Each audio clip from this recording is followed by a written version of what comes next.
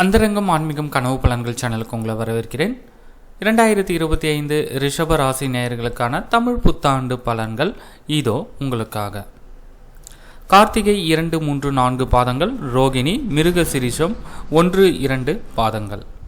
கார்த்திகை 2, 3, 4 பாதங்கள் 2025ஆம் ஆண்டு வேலை செய்பவர்களுக்கு வேலை பளு என்பது அதிகரிக்கும்.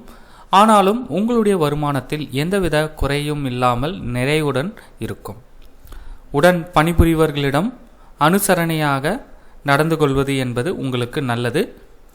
சிலர் எதிர்பார்த்த இடமாற்றமும் உங்களுக்கு கிடைக்கப்பெறும். அடுத்து ரோகிணி.